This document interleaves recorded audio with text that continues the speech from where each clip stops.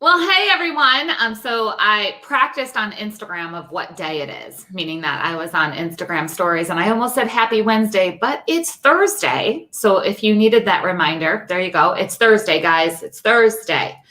I've decided that today I need to get out and go for a drive. Don't worry, I will continue being responsible and social distancing and all the things.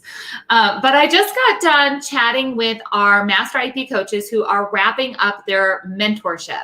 So the Master IEP Coach mentorship is something that happens a couple times a year.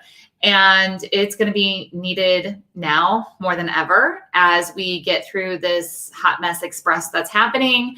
And eventually, someday, we will all go back to school. Many of us not until the fall, but it will happen. So here's the thing. Yesterday, we had a conversation that spurred my inbox getting filled up, and I loved it. I loved hearing the thought process of how this could work for each of the moms and teachers that emailed me about this topic. So I wanted to bring it to you in case you missed it yesterday. Right now, everything feels out of control, especially in special education, right? And we don't exactly know what's going to happen as we transition back into the school.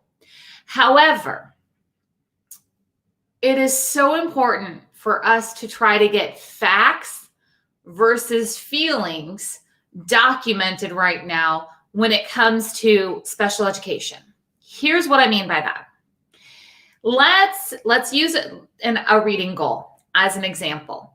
Or your reading goal, it might be that your child is learning sight words.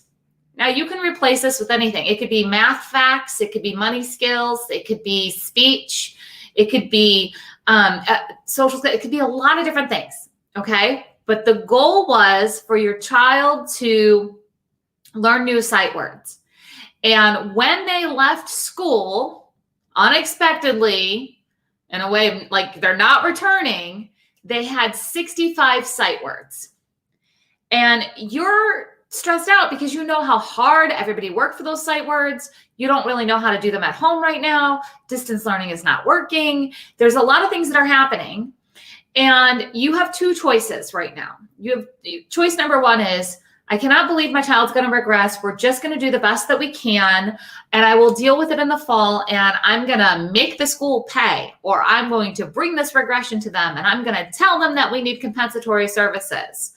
And your conversation is going to be based on feelings versus facts. I feel that my child regressed. I know that my child regressed. I mean, it's obvious that my child regressed. That's where 99% of the conversations are going to be, okay? Or your second choice is to work with the team right now to make sure there's clear documentation of how many sight words that they know. So if they do lose sight words, and let's say it's now August, and they've gone from knowing 65 sight words to knowing, 50 sight words, that you have a very clear conversation of, when this happened, my child had 65 sight words. They now are only proficient in 50 sight words. How do we gain back those 15 sight words as soon as possible? That request with facts, with data that's direct, that has a desired outcome, is going to be responded to so much better than that first conversation of, my child lost reading skills. Okay?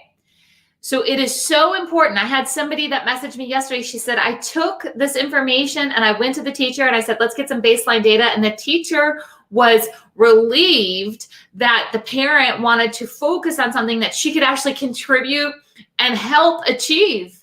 So she's directing the parent on how to get data on some things that, quite honestly, they weren't able to get the data before they left school. And the data that they have is not really what they need, so they can be very direct about key priority skills when they go back into school. All right. So I need you to get really clear when you go through your kiddo's IEP.